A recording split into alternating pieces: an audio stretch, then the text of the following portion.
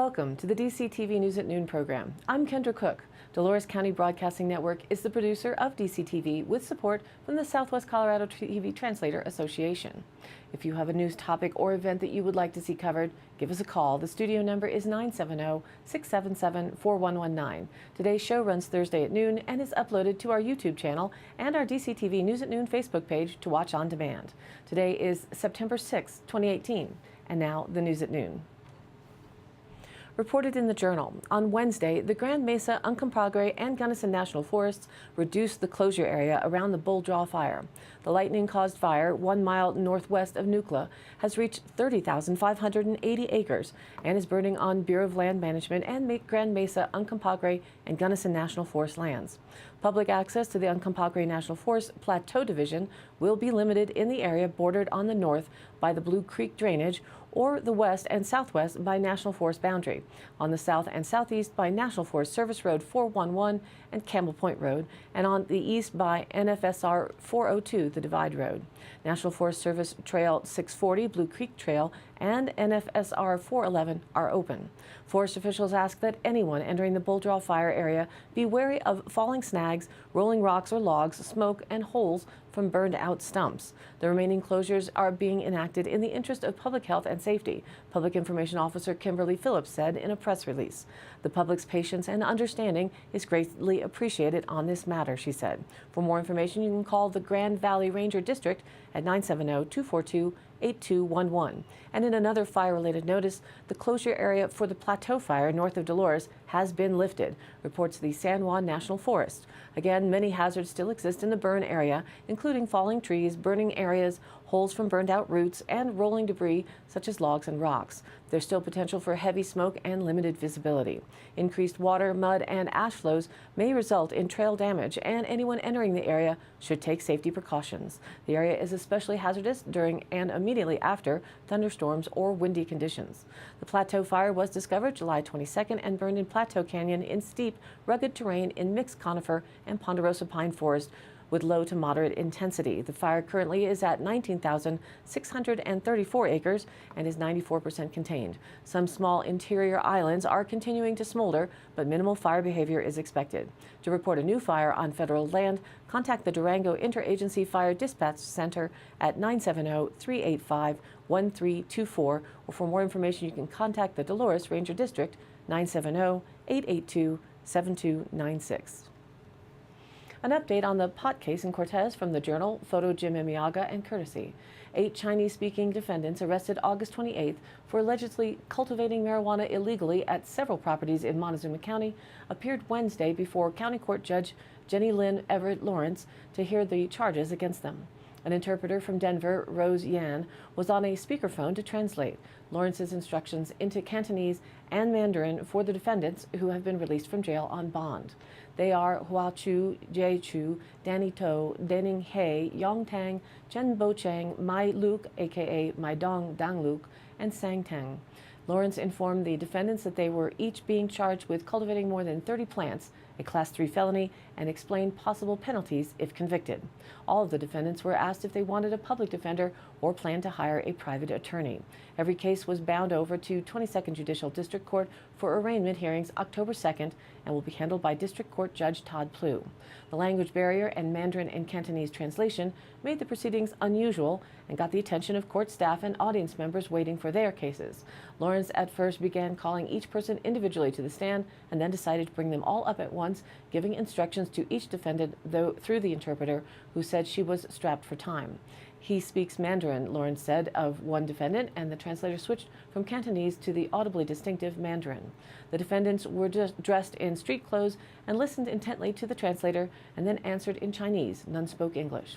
5 of the 8 defendants said they wanted to apply for a public defender, and Lawrence informed them that they would need to show proof of income to determine they were qualified. "I don't have much income," Denning He said through the translator. The defendants were instructed to return to court on September 12th to apply for a public defender. Lawrence instructed the interpreter to be present in person to assist them, and she said she would travel to Cortez to meet with them. One defendant, who was thought to be Jay Chu, said that was not his name when asked if he understood the charges against him and was presented with charging documents. He said he planned to hire a private lawyer. The defendants were arrested as part of a multi-agency raid that seized marijuana plants at several properties in Montezuma County. An estimated $500,000 in cash, 4,300 plants, and 500 pounds of processed marijuana were seized, according to the Drug Enforcement Agency. The seized marijuana was worth millions of dollars on the black market, Montezuma County Sheriff Steve Nowlin said. The marijuana plants were destroyed by being buried somewhere in the county, he said. A Facebook interview with Lieutenant Tyson Cox Post credited the Montezuma County landfill for its assistance.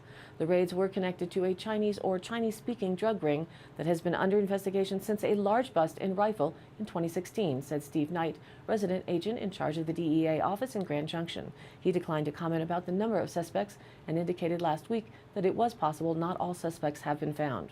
The Cortez area operation was considered to be the major supplier in a network that extended north to Rifle and east to Denver. The raids began August 28th at 6 a.m. and involved outdoor growing operations north of Cortez, including a nearly 5-acre plot.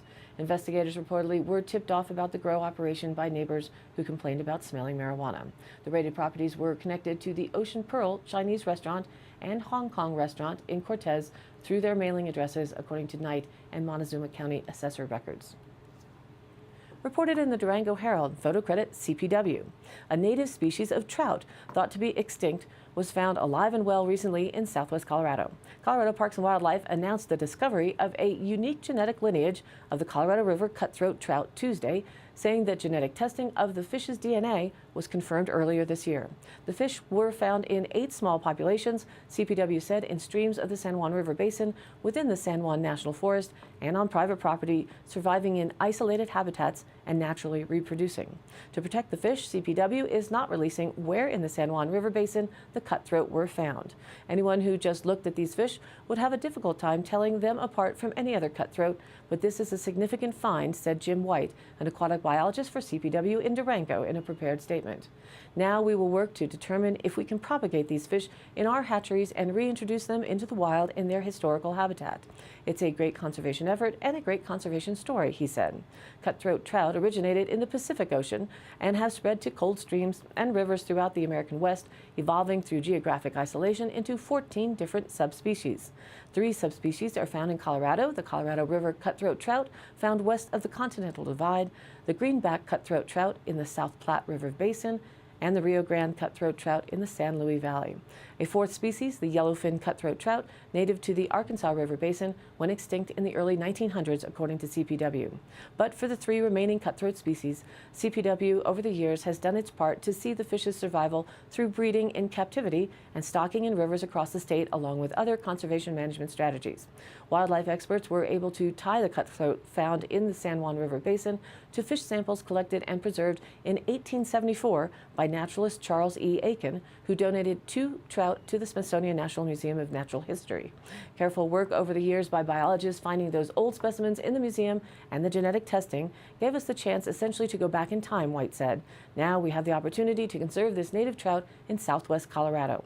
Lewandowski said a conservation plan will be developed over the next few years for the cutthroat, but developing a brood stock to be reintroduced to the waterways will be key in distributing them to suitable habitat. Quote, "This is a major discovery for Colorado," he said, "and it shows the critical importance of continuing our research and conservation work."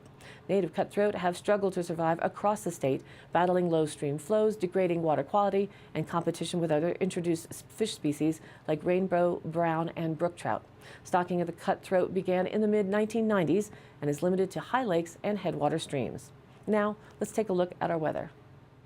The national weather map shows the heavy rain still hovering over Louisiana from Tropical Storm Gordon, but there are also heavy thunderstorms producing flooding in western Texas, the Central Plains, and a section of New England from Pennsylvania up to Maine. It's been a wet few months for that area, so flooding again is possible. Rains are possible over much of the U.S. right now, with the west coast all the way into the upper Intermountain West and across to Wisconsin remaining dry with that high pressure still in play from the Pacific Ocean. More regionally specific, the higher terrain of west central and southwest Colorado will once again be favored for thunderstorm activity today. Occasional lightning along with gusty winds will be the primary threats, with storms through late this evening. There is a chance for afternoon and evening showers and thunderstorms again on Friday, but mainly limited to the mountains closer to the Continental Divide. Drier air will return to the region for the weekend as high pressure builds in from the west, though a few isolated storms will be possible over the mountains each day again. And the DCTV 5-day outlook today: scattered showers and thunderstorms mainly between 3 and 5 p.m. Mostly sunny with a high near 75. Otherwise, south-southeast winds 10 to 15 miles an hour, becoming north-northwest in the afternoon. The chance of precipitation is 30%. Tonight, a slight chance of showers and thunderstorms before 9 p.m. and then a slight chance of showers between 9 and 10. Partly cloudy with a low around 51. North winds 5 to 10 miles an hour, becoming east-southeast after midnight. The chance of precipitation drops to 20%. And then Friday, it'll be sunny with a high near 79. East winds 5 to 10 miles an hour, becoming north-northwest in the morning. Friday night, mostly clear with a low around 53. North winds 5 to 10 miles an hour, becoming east after midnight. And heading into a beautiful fall weekend, the area dries out a bit into the beginning of next week. So Saturday, it's sunny with a high near 82. East winds 5 to 10 miles an hour, becoming west in the afternoon. Saturday night, mostly clear with a low around 54. Sunday, again sunny with a high near 82. Sunday night, again partly cloudy with a low around 54. Monday, mostly sunny with a high near 82. Monday night, mostly clear with a low around 54. Tuesday, sunny with a high near 81. Tuesday night, mostly clear with a low around 54.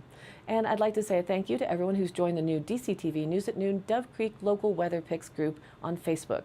The idea is to share your outdoor photos of weather, sunsets, animals, or whatever you're experiencing in our viewing area that might be interesting for the rest of us. Today's pick comes from Cedar Point. Linda Cunningham has a terrific vantage point on the top of Cedar Park.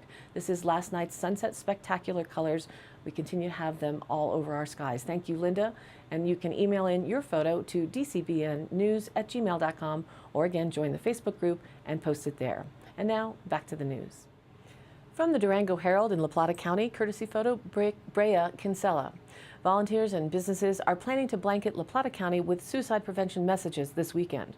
The entire community is coming together, Durango, Bayfield, and Ignacio, to recognize there is an issue and work together to find solutions, said Brea Kinsella, Coalition Coordinator for Celebrating Healthy Communities, online at ourhealthycommunities.org.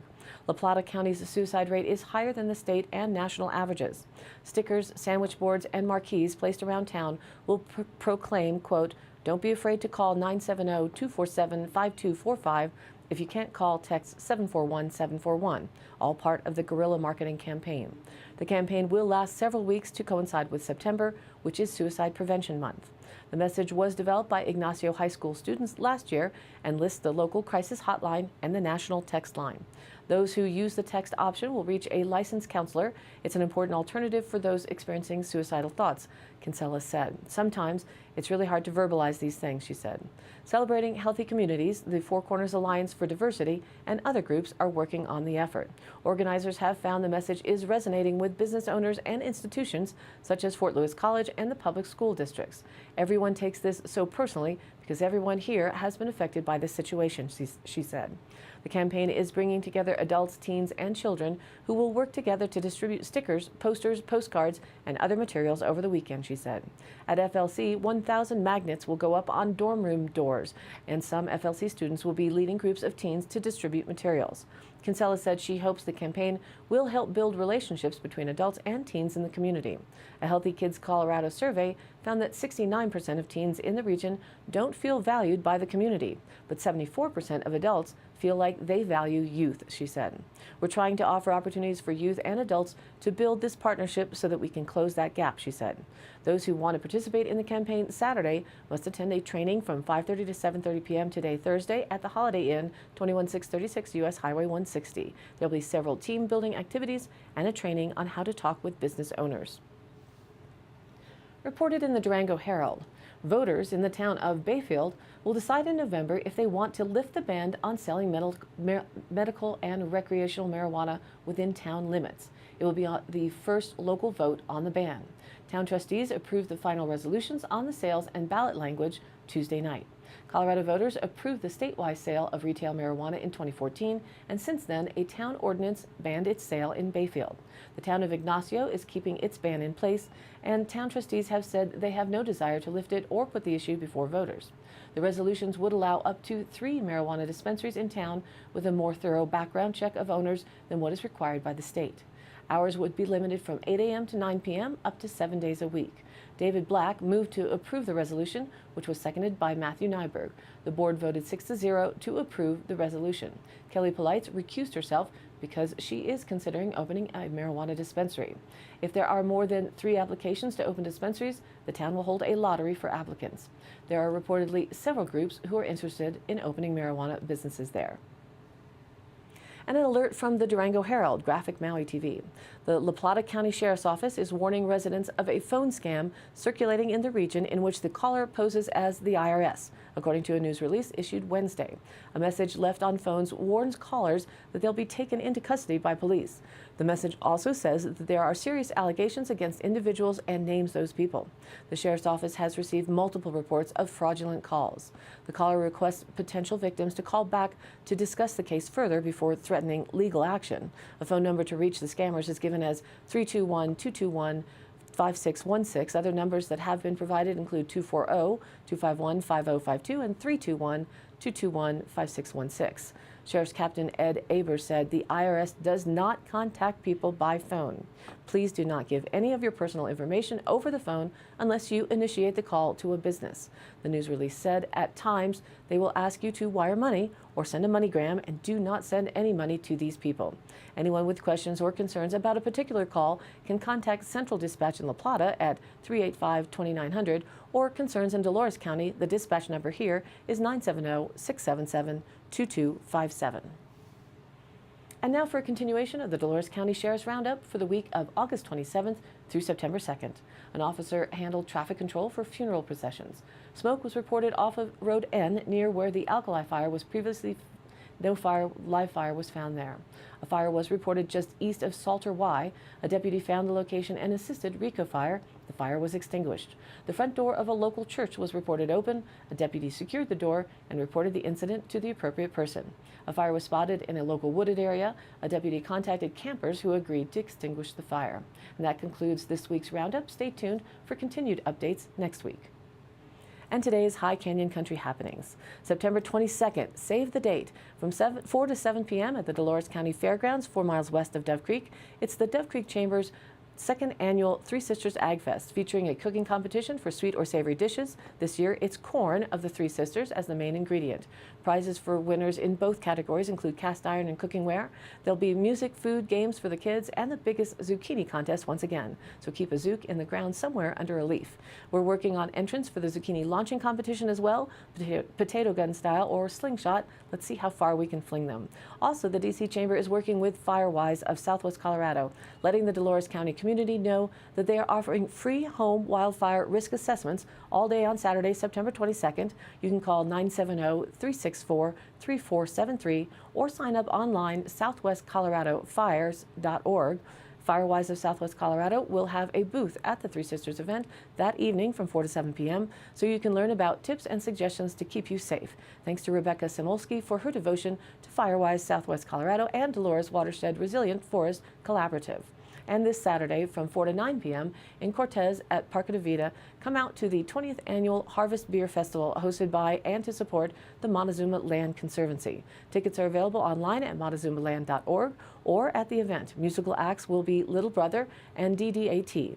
Montezuma Land Conservancy has worked to protect over 44,500 acres in southwest Colorado, working with over 75 families in conserving important agricultural and scenic lands, which also provide critical wildlife habitat.